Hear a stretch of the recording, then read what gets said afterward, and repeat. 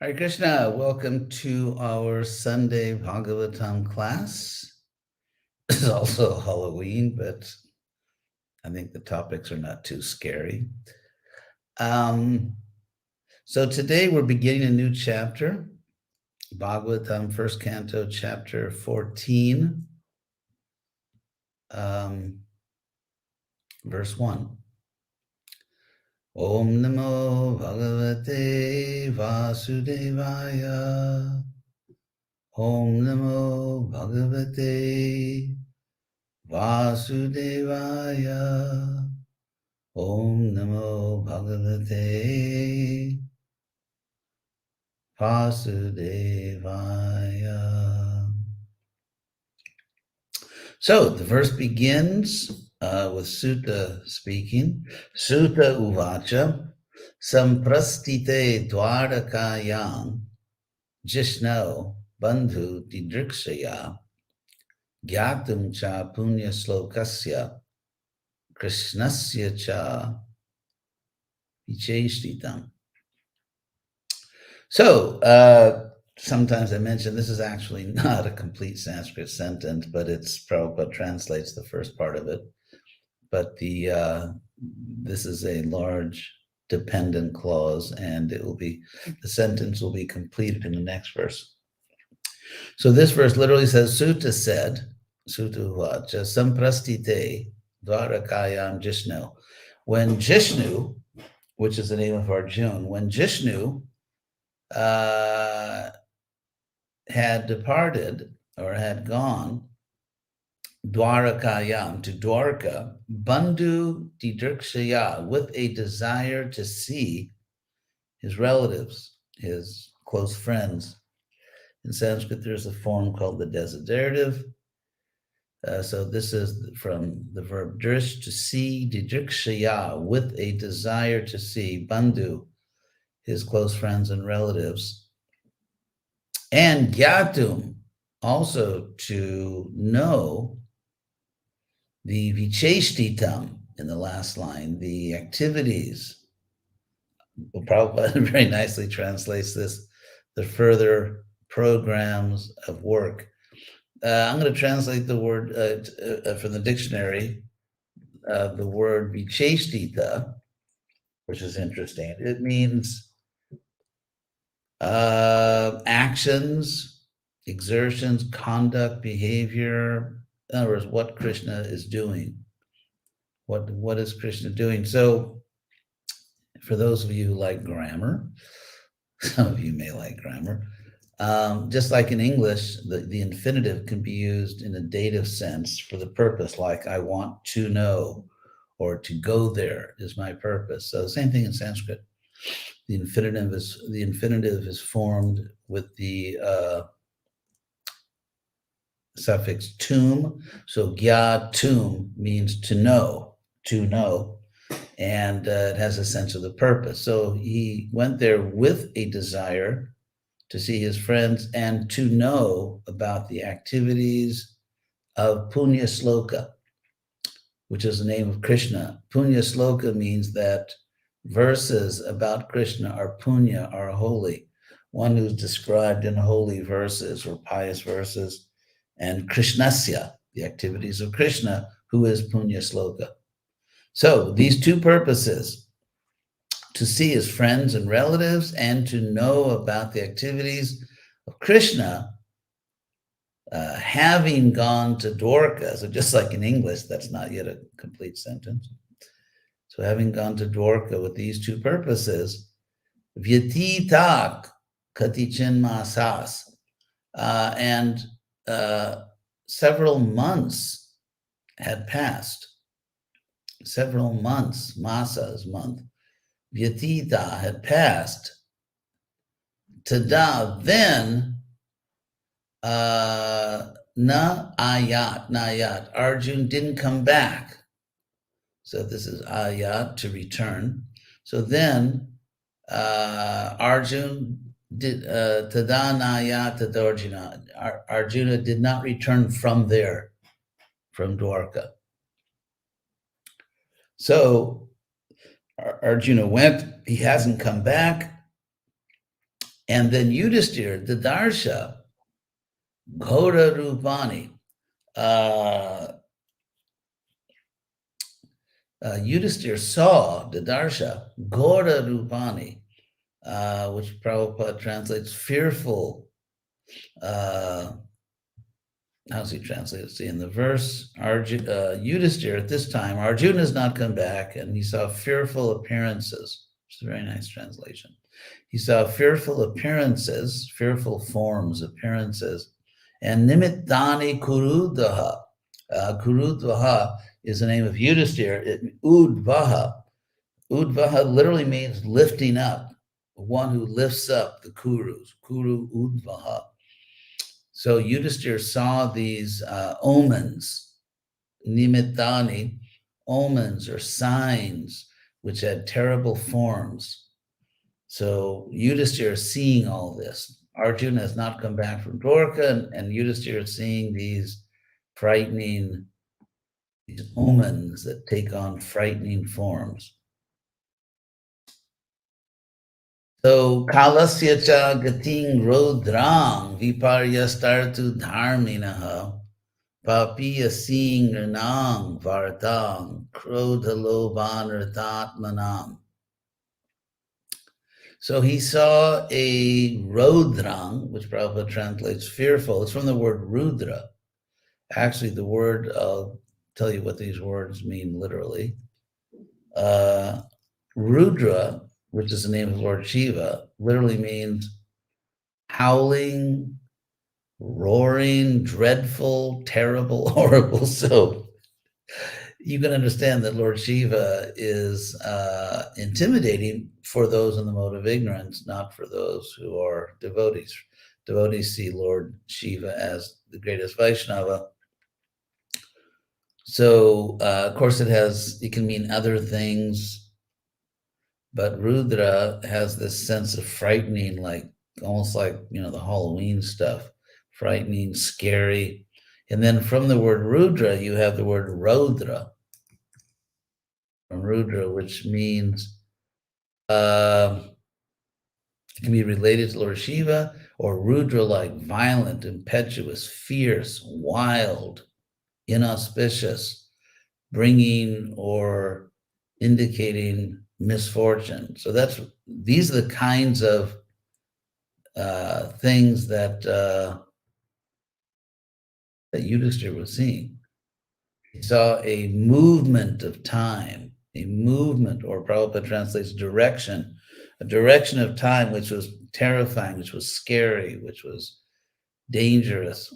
So he saw this type of direction, time, and time here, of course, means destiny or providence. So that time, the time factor, destiny, world history is going in this very frightening direction, this terrible direction.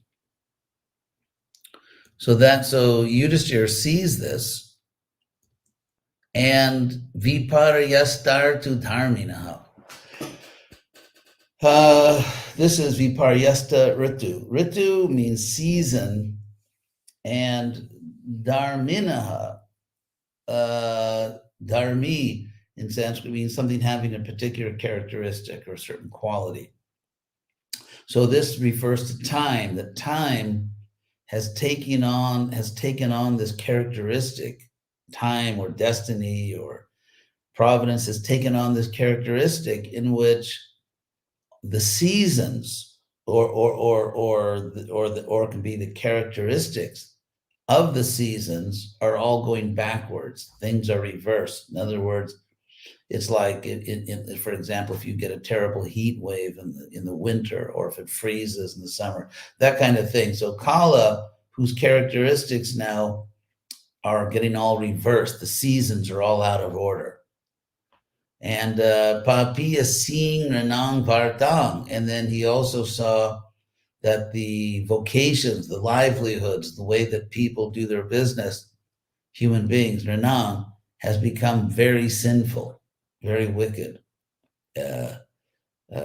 And specifically, Krodha Loban Ratat Manam, because the people themselves are showing signs of this anger and greed and untruth.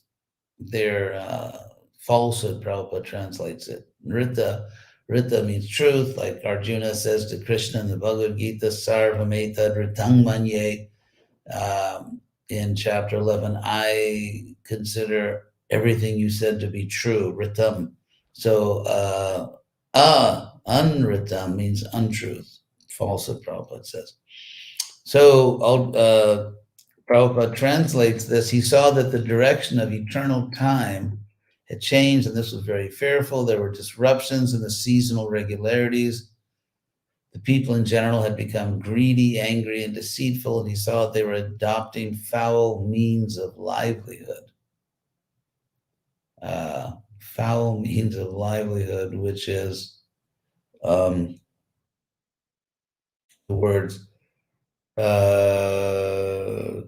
Papiya Singh Ranang Vartam. Yeah, Vartam, livelihood, becomes sinful. So that is what is going on.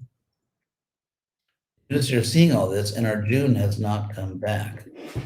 By the way, I have a microphone here. Can you see it? I guess you can see it. Yeah, it's there. It's have my new microphone here, which I hope makes the sound easier for you. I was strongly encouraged to get this. So then, text 4, Jihma Prayam, Vyavahritam. So intercourse, transactions, Prabhupada says, between people have become mostly cheating. People lie, and even probably, so people lie, they cheat. You know how much of that is going on nowadays. Vyavahritam, in sort of intercourse, transactions. Satya Mishram, Chasohridam, and friendship becomes mixed with Shatya, which Prabhupada translates as Shatya as with duplicity. So Mishram, friendly dealings. Now people are kind of, pretending to be each other's friends, or they're pretending to be doing what's really best for the other person. And so so this is going on. Shatya is an interesting word. Again, it's nice to get the range of words from the Sanskrit dictionary. So Shatya means wickedness, deceit, guile, which means like duplicity, roguery, acting like a rogue, dishonesty. So it's wickedness, this deceit. So Shatya Prayam, in Sanskrit, that means, Shatya Mishram, sorry, that Sohridam, that even close friendship has become mixed with this wickedness or deceit. Peter Mater Surid Prater Dangpatinam Cha Kalkanam, which I think related to the word Kalki, plural. So Kalkana, another interesting word. Kalkana in Sanskrit means meanness, wickedness. So there is this sort of like malicious streak, or there is this even between fathers and mothers, well-wishers, brothers and sisters, and husbands and wives, there's kalkanam. There's sort of this mean-spiritedness, you could say, where like don't push me, or like if you do something or say something, people get really angry and insulting. Even in these relationships, which typically are supposed to be intimate and loving. So that's another symptom. And then nimittani atyarishtani. There are omens that are exceedingly bad omens that portend something, watch out. So nimittani, there are omens, signs, which are very exceedingly bad. Kale tvanugate nrinam.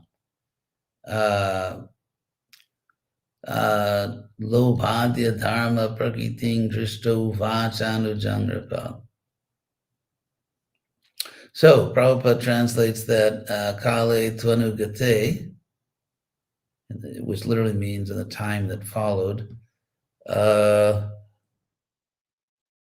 course of time. Prabhupada says, kale tvanugate, as time was passing. So it means something like that, as time was passing. For human beings,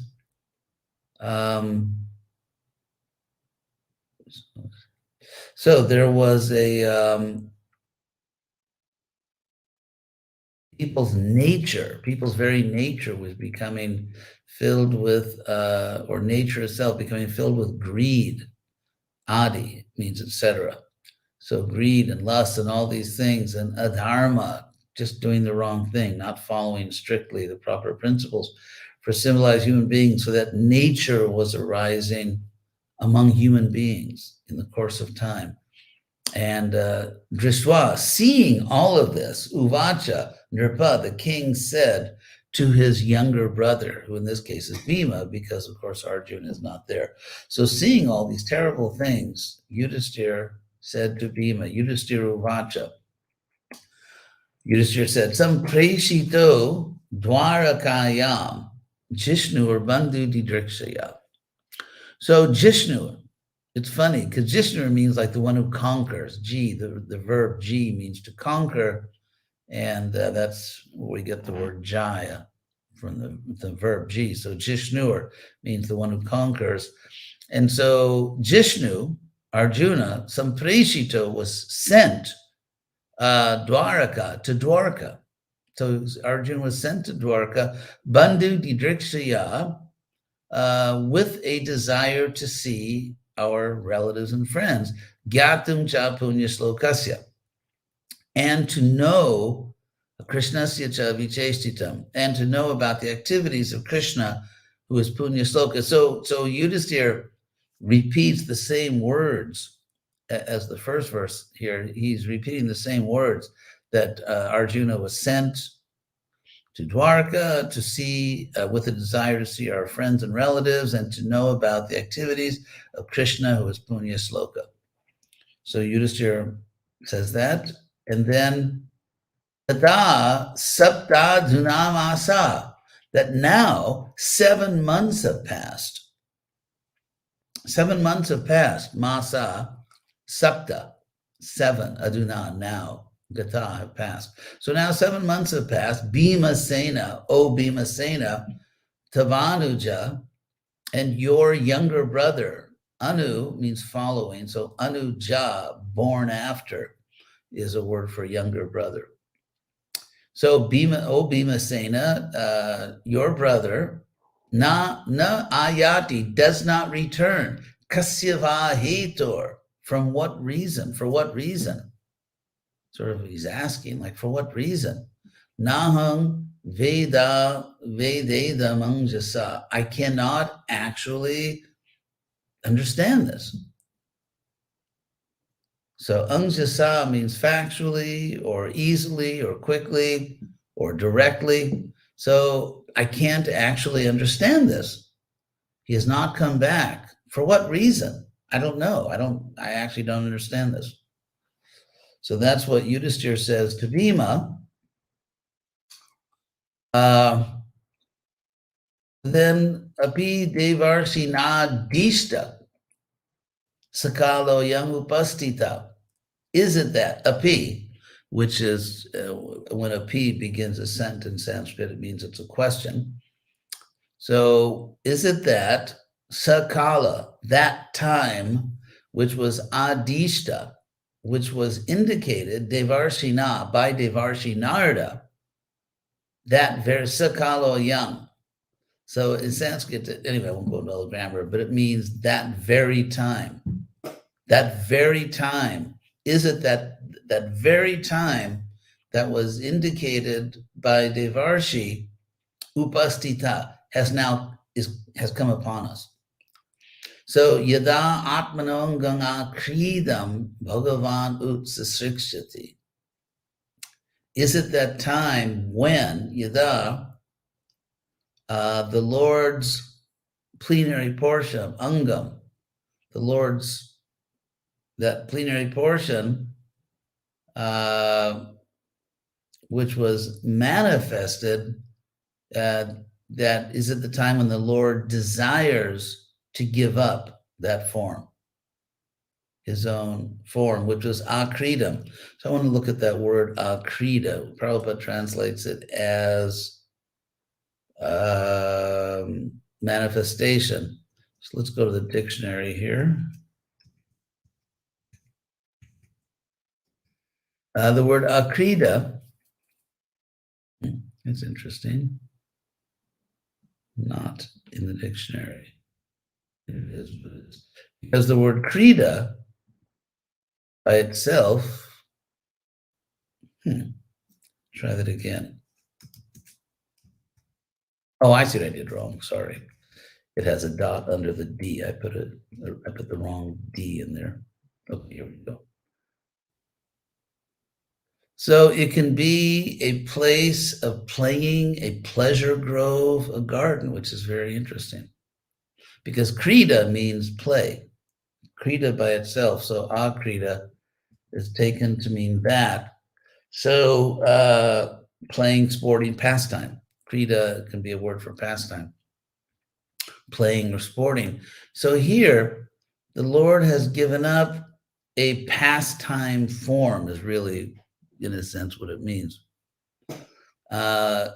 So has that very time now come upon us, the time indicated by Devarshi, when the Lord, Bhagavan, desires to give up a particular pastime form which he took on to act in this world, in this material world. And of course, the great acharyas have in a very technical and powerful way of analyze the different forms that Krishna manifests. So in this case, so his pastime body, does he now desire to give it a particular form? To give up the body doesn't mean that he's not his body. It just means that Krishna, of course, is always Krishna, but he manifests. Therefore, Prabhupada uses the word manifestation, which is necessary to understand what is being said here. Akrita literally means like pastime or play, but it means that has he decided to give up the manifestation of a particular form. So I will stop here, and now we'll go to see if you have any questions.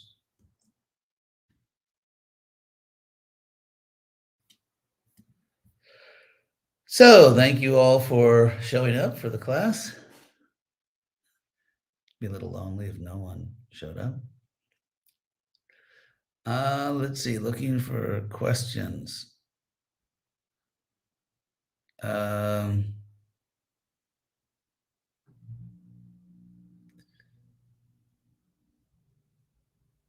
So if I skip a question, I'm sure Anandalila will let me know. So far, I haven't seen any question marks. As you know, we look, Jagat Palana. In the purport of verse 2, Prabhupada says that by Krishna, millions and billions of suns are created and annihilated within his one breathing period. If our breathing period once back to Godhead is the same as Krishna's, does it mean we were in the material world within our one breathing period? No, it doesn't mean that. That's one breathing period of, I guess, Mahavishnu or Garbo Daksha Vishnu. So that's different. That's in Krishna. When Krishna came to this world, he was sort of at least appearing to breathe like everybody else. Those are special cosmic breaths for creation. So let's see. It's nice to see your names here.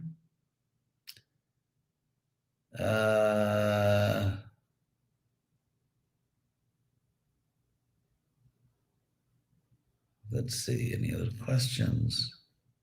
Looks like this is not a question day. Oh, here's one.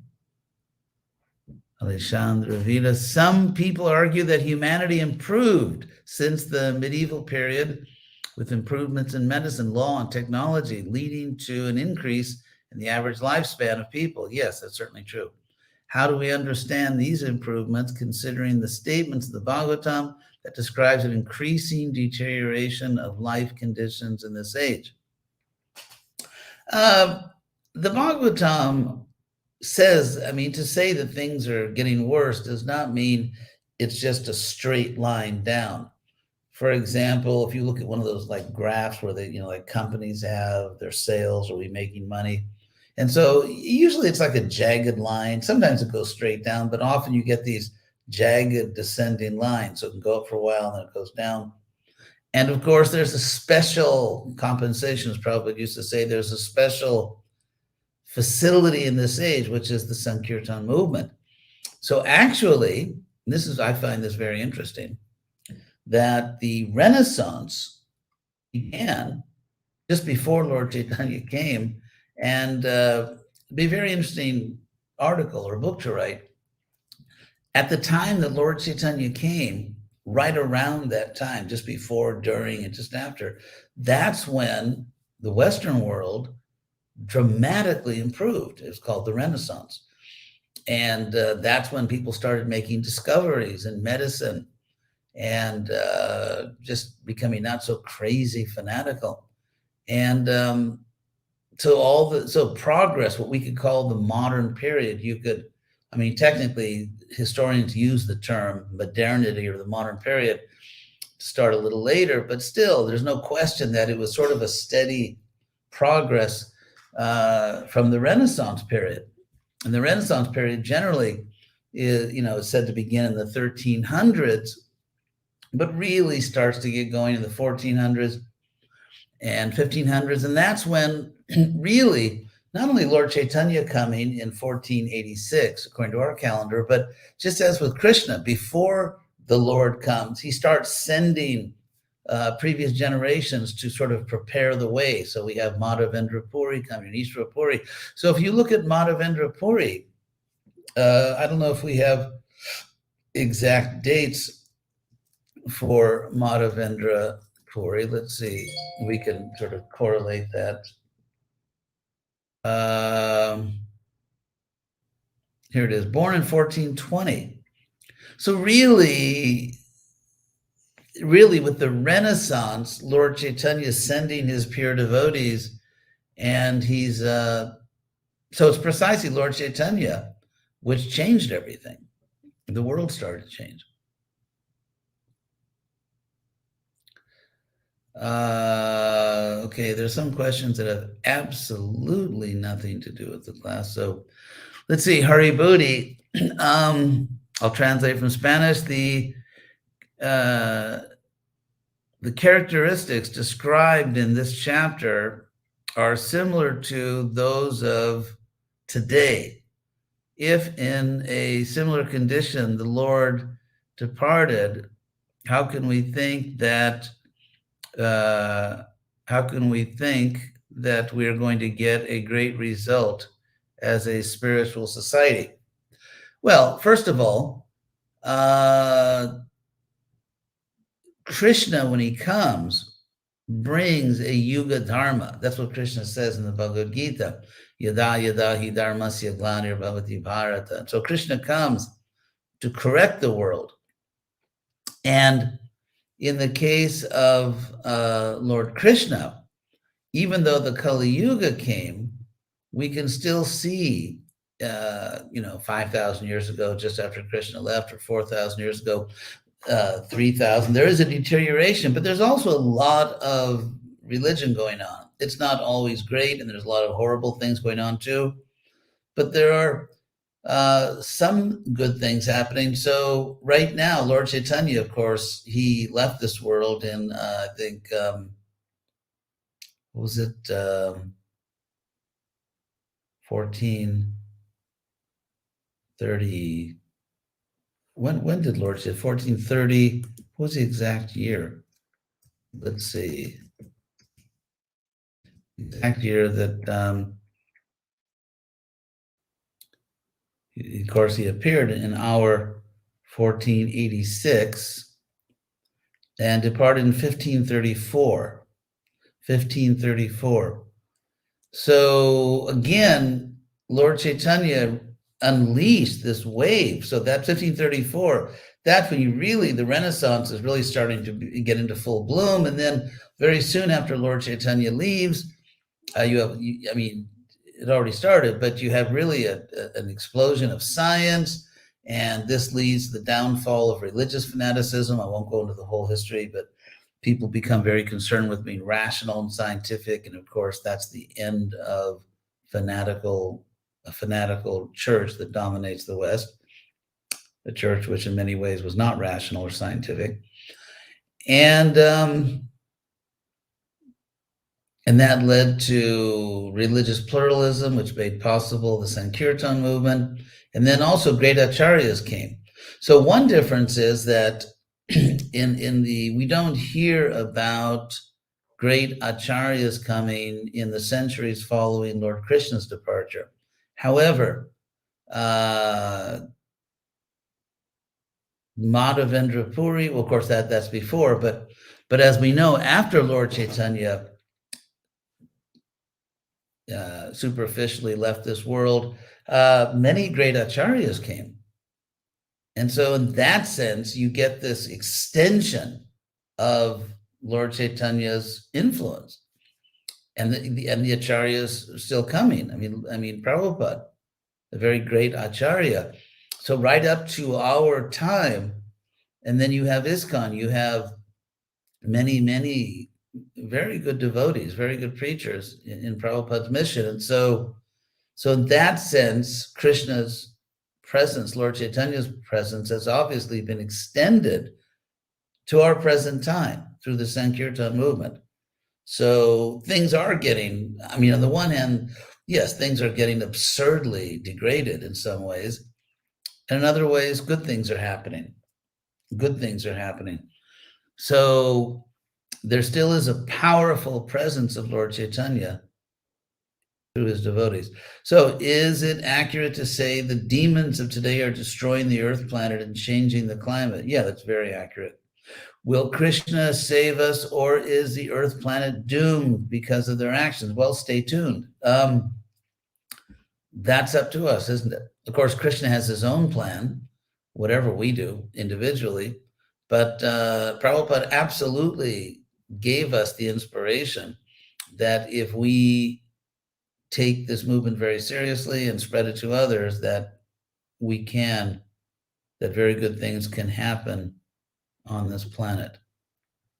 So those are all the questions I have, and I'm sure I'll find out there were other questions as soon as I leave. That's usually what happens. But, Achyutananda. Well, another question did come in. And Shivananda. Now I'm seeing more questions. That's interesting. They just flew in. See, those are the magic words. If I say, okay, I'm leaving, then all the questions come in. So, okay, now a bunch of questions came in. So, Leela Kara, let's see. What would be the thin line between preaching and showing a good example? Well, preaching means talking, and showing a good example means showing a good example. Is there a danger of going from one extreme to the other? Well, preaching and showing a good example are not extremes, but in a sense, we shouldn't just preach and not show a good example, and we shouldn't just show a good example and not preach, although I guess something's better than nothing. So, from Kurvanti, Devi Dasi, how does greed affect the soul? Badly. How does greed? It covers the soul. It's the modes of nature. It's kind of the lower modes of nature, and it covers our consciousness. So it kind of makes us stupid. So now Sankarsana, the philosopher. So since Krishna exists eternally in a spiritual form, which is spatially extended, how do we understand the statement in the Gita that space is just a temporary material creation, because fortunately there is spiritual space. I mean, the spiritual world is not just like some material singularity. In the spiritual world, for example, if the gopis are taking a walk, there's actually room to walk in, there's space. Krishna lives in his house and they live in their houses. And so there's lots of spiritual space there, but it's not material space. Cow slaughterhouses are major, they're the huge environmental problem. And then people are, someone is adding different environmental headlines. So, Achyutananda, do some souls or devotees take birth here, like during the Renaissance up to now, to assist in Krishna's plans to elevate society, but without externally realizing it? Yes. For example, let's say someone is agnostic, but they're promoting, let's say, animal rights. So that is part of Krishna's plan, although that person may not know Krishna or believe in Krishna, but in fact, that is, it's absolutely part of Krishna's plan. That's why Prabhupada always used to say you have to serve. Even if you don't want to serve Krishna, you do serve Krishna, because Krishna engages everyone in a way that promotes his purpose to teach conditioned souls and to gradually save them. I'm thinking along the lines of people who help advance technology, medicine, justice, music. Yeah, I think that's a fair point. Is there also a memory of his leaving us? Suddenly, just now, I felt the sadness of that day, like the day Srila Prabhupada left us. Yeah, that's nice. That's spiritual emotion. And we should feel spiritual emotions when we hear about or read or speak Krishna Lila. So thank you all very much. Let's see if I can trigger more questions by saying that's all the questions. Well, no trigger. Okay, thank you very much for coming to the class. And I hope you're all very well, and we'll all be together next Sunday. Hare Krishna.